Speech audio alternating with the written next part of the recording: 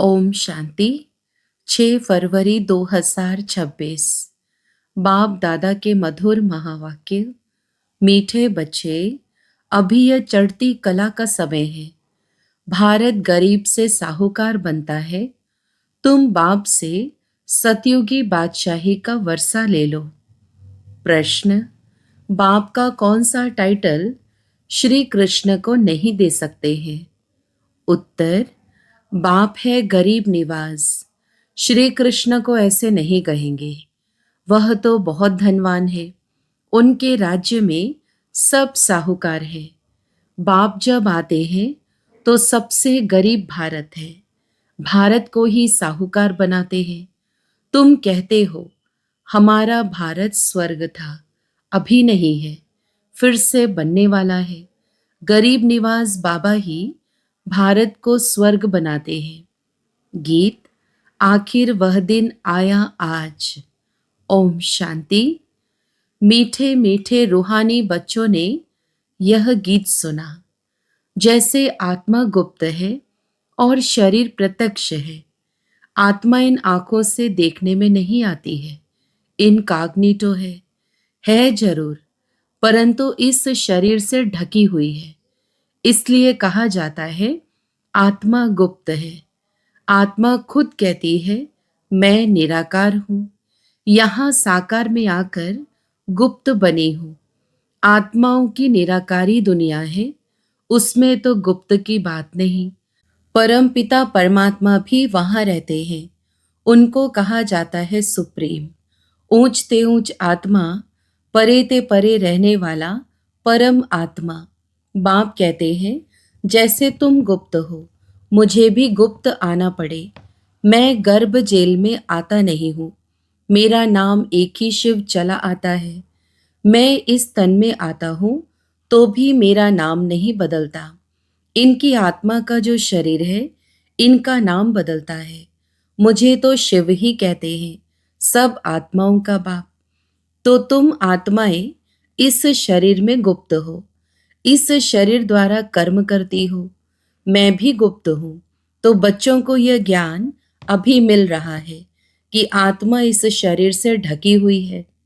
आत्मा है इनकॉग्निटो, शरीर है कॉग्निटो। मैं भी हूं अशरीरी। बाप इनकॉग्निटो इस शरीर द्वारा सुनाते हैं। तुम भी इनकॉग्निटो हो, शरीर द्वारा सुनते हो। तुम जानते हो बाबा आया हुआ है भारत को फिर से गरीब से साहूकार बनाने। तुम कहेंगे हमारा भारत, हर एक अपने स्टेट के लिए कहेंगे हमारा गुजरात, हमारा राजस्थान। हमारा हमारा कहने से उसमें मोह रहता है। हमारा भारत गरीब है, यह सभी मानते हैं, परंतु उन्हें यह पता नहीं कि हमारा भारत साहूकार कब था, कैसे था। तुम बच्चों को बहुत नशा है। हमारा भारत तो बहुत साहूकार था, दुख की बात नहीं थी। सतयुग में दूसरा कोई धर्म नहीं था, एक ही देवी देवता धर्म था। यह किसको पता नहीं है। यह जो वर्ल्ड की हिस्ट्री ज्योग्राफी है, यह कोई नहीं जानते। अभी तुम अच्छी रीति जानते हो। हमारा भारत बहुत साहूकार था, अभी बहुत गरीब है। अब फिर बाप आए हैं साहूकार बनाने। भारत सतयुग में बहुत साहूकार था, जबकि देवी देवताओं का राज्य था। फिर वह राज्य कहाँ चला गया, यह कोई नहीं जानते। ऋषि मुनि आदि भी कहते थे हम रचता और रचना को नहीं जानते हैं। बाप कहते हैं सतयुग में भी देवी देवताओं को रचता और रचना के आदि मध्य अंत का ज्ञान नहीं था। अगर उन्हों को भी ज्ञान हो कि हम सीढ़ी उतरते कलयुग में चले जाएंगे, तो बादशाही का सुख भी ना रहे, चिंता लग जाए। अभी तुमको चिंता लगी हुई है। हम सतो प्रधान थे, फिर हम सतो प्रधान कैसे बने? हम आत्माएं जो निराकारी दुनिया में रहती थी, वहां से फिर कैसे सुख धाम में आए? यह भी ज्ञान है। हम अभी चढ़ती कला में हैं। यह 84 जन्मों की सीढ़ी है। ड्रामा अनुसार हर एक एक्टर नंबर वार अपने अपने समय पर आकर पार्ट बजाएंगे। अब तुम बच्चे जानते हो गरीब निवास किसको कहा जाता है, यह दुनिया नहीं जानती। गीत में भी सुना, आखिर वह दिन आया आज, जिस दिन का रास्ता तकते थे सब भक्त। भगवान कब आकर हम भक्तों को इस भक्ति मार्ग से छुड़ाए, सदगति में ले जाएंगे, यह अभी समझा है। बाबा फिर से आ गया है इस शरीर में।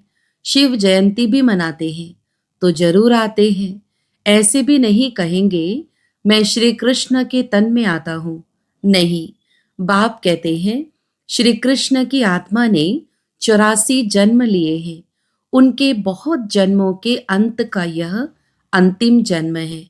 जो पहले नंबर में था वह अब अंत में है। तत्वम, मैं तो आता हूँ साधारण तन में। तुमको आकर बतलाता हूँ तुमने कैसे 84 जन्म भोगे हैं। सरदार लोग भी समझते हैं एक ओंकार परमपिता परमात्मा बाप है। वह बरोबर मनुष्य से देवता बनाने वाला है। तो क्यों नहीं हम भी देवता बने। जो देवता बने होंगे वह एकदम चटक पड़ेंगे। देवी देवता धर्म का तो एक भी अपने को समझते नहीं। और धर्मों की हिस्ट्री बहुत छोटी है। कोई की 500 वर्ष की, कोई की 1250 वर्ष की। तुम्हारी हिस्ट्री है 5000 वर्ष की। देवता धर्म वाले ही स्वर्ग में आएंगे और धर्म तो आते ही बाद में है। देवता धर्म वाले भी अब और धर्मों में कन्वर्ट हो गए हैं ड्रामा अनुसार। फिर भी ऐसे कन्वर्ट हो जाएंगे, फिर अपने अपने धर्म में लौट कर आएंगे। बाप समझाते हैं बच्चे, तुम तो विश्व के मालिक थे। तुम भी समझते हो बाबा स्वर्ग की स्थापना करने वाला है, तो हम क्यों नहीं स्वर्ग में होंगे। बाप से हम वर्षा जरूर लेंगे तो इससे सिद्ध होता है यह हमारे धर्म का है। जो नहीं होगा वह आएगा ही नहीं। कहेंगे पराये धर्म में क्यों जाएं। तुम बच्चे जानते हो सतयुग नई दुनिया में देवताओं को बहुत सुख थे। सोने के महल थे। सोमनाथ के मंदिर में कितना सोना था, ऐसा कोई दूसरा धर्म होता ही नहीं। सोमनाथ मंदिर जैसा इतना भारी मंदिर कोई होगा नहीं। बहुत हीरे जवाहरात थे। बुद्ध आदि के कोई हीरे जवाहरातों के महल थोड़े ही होंगे। तुम बच्चों को जिस बाप ने इतना ऊंच बनाया है उनकी तुमने कितनी इज्जत रखी है। इज्जत रखी जाती है ना, समझते हैं अच्छा कर्म करके गए हैं। अभी तुम जानते हो सबसे अच्छे कर्म पतित पावन बाप ही आकर करके जाते हैं। तुम्हारी आत्मा कहती है सबसे उत्तम ते उत्तम सेवा बेहद का बाप आकर करते हैं। हमको रंक से राव, बेगर से प्रिंस बना देते हैं। जो भारत को स्वर्ग बनाते हैं उनकी अभी इज्जत कोई नहीं रखते। तुम जानते हो ऊंच ते ऊंच मंदिर गाया हुआ है जिसको लूट गए। लक्ष्मी नारायण के मंदिर को कभी कोई ने लूटा नहीं है। सोमनाथ के मंदिर को लूटा है। भक्ति मार्ग में भी बहुत धनवान होते हैं। राजाओं में भी नंबरवार होते हैं ना। जो ऊंच मर्तबे वाले होते हैं तो छोटे मर्तबे वाले उन्हों की इज्जत रखते हैं। दरबार में भी नंबरवार बैठते हैं। बाबा तो अनुभवी है ना। यहाँ की दरबार है पतित राजाओं की। पावन राजाओं की दरबार कैसी होगी, जबकि उन्हों के पास इतना धन है तो उन्हों के घर भी इतने अच्छे होंगे। अभी तुम जानते हो बाप हमको पढ़ा रहे हैं, स्वर्ग की स्थापना करा रहे हैं। हम महारानी महाराजा स्वर्ग के बनते हैं। फिर हम गिरते गिरते भक्त बनेंगे तो पहले पहले शिव बाबा के पुजारी बनेंगे। जिसने स्वर्ग का मालिक बनाया उनकी ही पूजा करेंगे। वह हमको बहुत साहूकार बनाते हैं। अभी भारत कितना गरीब है। जो जमीन 500 रुपए में ली थी उसकी वैल्यू आज 5000 से भी अधिक हो गई है। यह सब है आर्टिफिशियल दाम। वहां तो धरती का मूल्य होता नहीं। जिसको जितना चाहिए ले लेवे। ढेर की ढेर जमीन पड़ी होगी। मीठी नदियों पर तुम्हारे महल होंगे। मनुष्य बहुत थोड़े होंगे। प्रकृति दासी होगी, फल फूल बहुत अच्छे मिलते रहते हैं। अभी तो कितनी मेहनत करनी पड़ती है, तो भी अन्न नहीं मिलता। मनुष्य बहुत भूख प्यास में मरते हैं। तो गीत सुनने से तुम्हारे रोमांच खड़े हो जाने चाहिए। बाप को गरीब निवास कहते हैं। गरीब निवास का अर्थ समझा ना? किसको साहूकार बनाते हैं? जरूर जहां आएगा उनको साहूकार बनाएगा ना। तुम बच्चे जानते हो, हमको पावन से पतित बनने में 5,000 वर्ष लगते हैं। अभी फिर फट से बाबा पतित से पावन बनाते हैं, ऊंचते ऊंच बनाते हैं। 1 सेकंड में जीवन मुक्ति मिल जाती है। कहते हैं बाबा हम आपका हो। बाप कहते बच्चे तुम विश्व का मालिक हो। बच्चा पैदा हुआ और वारिस बना, कितनी खुशी होती है। बच्ची को देख चेहरा उतर जाता। यहाँ तो सभी आत्माएं बच्चे हैं। अभी पता पड़ा है कि हम 5,000 वर्ष पहले स्वर्ग के मालिक थे। बाबा ने ऐसा बनाया था। शिव जयंती भी मनाते हैं, परंतु यह नहीं जानते कि वह कब आया था। लक्ष्मी नारायण का राज्य था, यह भी कोई नहीं जानते। जयंती मनाते सिर्फ लिंग के बड़े बड़े मंदिर बनाते हैं, परंतु वह कैसे आया, क्या आकर किया, कुछ भी नहीं जानते। इसको कहा जाता है ब्लाइंड फेथ, अंधश्रद्धा। उनको यह पता ही नहीं है कि हमारा धर्म कौन सा है, कब स्थापन हुआ। और धर्म वालों को पता है बुद्ध कब आया, तिथि तारीख भी है। शिव बाबा की, लक्ष्मी नारायण की कोई तिथि तारीख नहीं है। 5,000 वर्ष की बात को लाखों वर्ष लिख दिया है। लाखों वर्ष की बात किसको याद आ सकेगी। भारत में देवी देवता धर्म कब था, यह समझते नहीं है। लाखों वर्ष के हिसाब से तो भारत की आबादी सबसे बड़ी होनी चाहिए। भारत की जमीन भी सबसे बड़ी होनी चाहिए।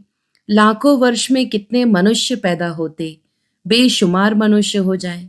इतने तो है नहीं, और ही कमती हो गए हैं। यह सब बातें बाप बैठ समझाते हैं।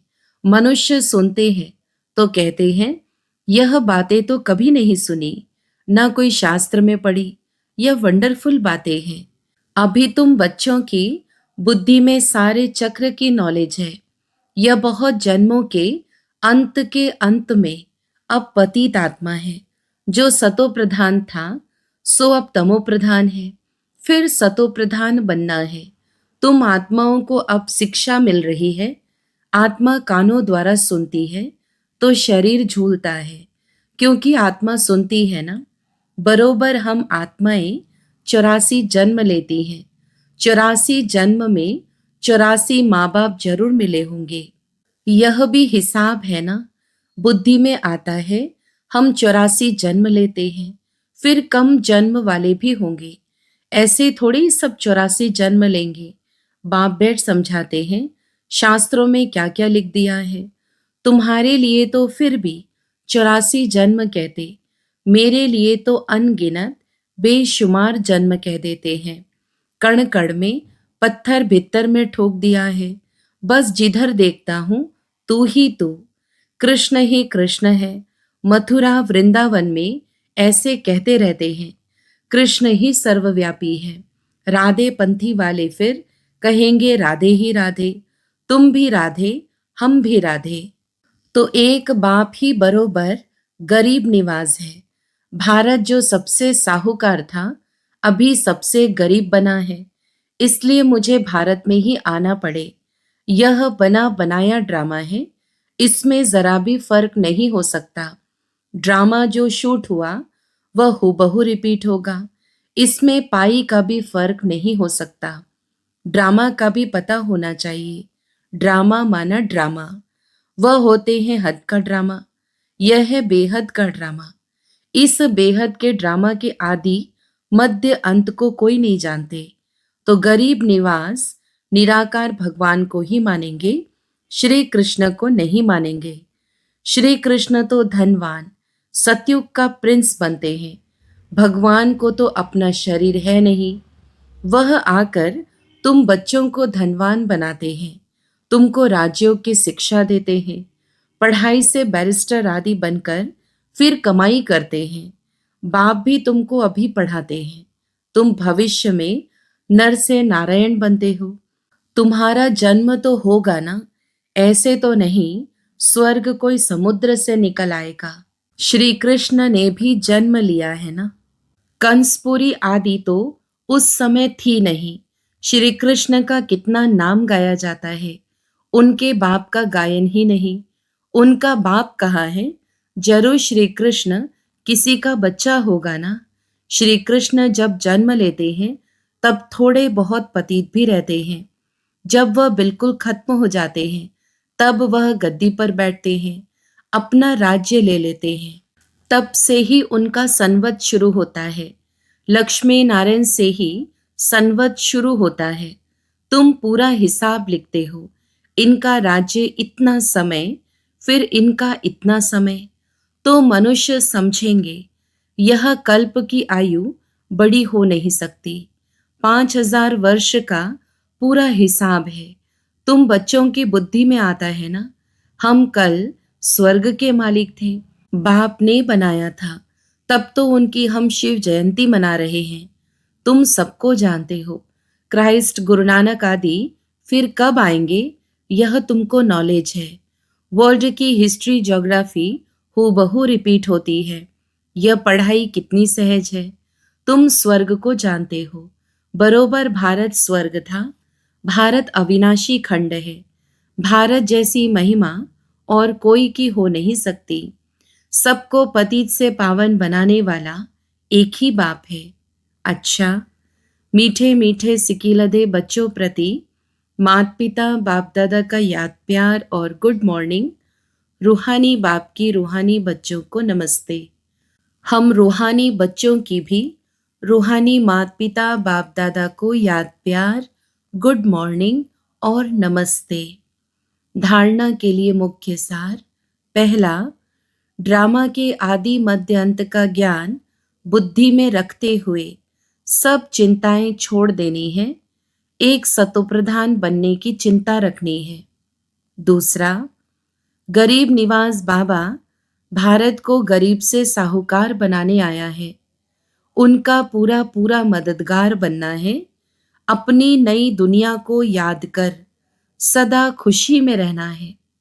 वरदान, दिल में सदा एक राम को बसाकर सच्ची सेवा करने वाले मायाजीत विजयी भव। विस्तार, हनुमान की विशेषता दिखाते हैं कि वह सदा सेवाधारी महावीर था, इसलिए खुद नहीं जला, लेकिन पूंछ द्वारा लंका जला दी। तो यहाँ भी जो सदा सेवाधारी है वही माया के अधिकार को खत्म कर सकते हैं। जो सेवाधारी नहीं वह माया के राज्य को जला नहीं सकते। हनुमान के दिल में सदा एक राम बसता था, तो बाप के सिवाय और कोई दिल में ना हो, अपने देह की स्मृति भी ना हो, तब मायाजीत विजयी बनेंगे।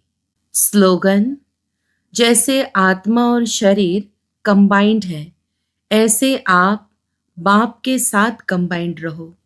अव्यक्त इशारे, एकता और विश्वास की विशेषता द्वारा सफलता संपन्न बनो। संगठन में हर एक की विशेषता को देखना, विशेषता ही ग्रहण करना और कमजोरियों को मिटाने का प्रयत्न करना, यही विधि है एकता का संगठन मजबूत करने की। जैसे आप सबका उठना, बोलना, चलना एक जैसा है, या सबकी एक जैसी बातें, एक ही गति, एक ही रीति, एक ही नीति है, ऐसे ही संस्कार भी समान दिखाई दे। भिन्नता होते भी एक दो में विश्वास रख, सबके विचारों को सत्कार दो, यही एकता का आधार है। अच्छा, ओम शांति।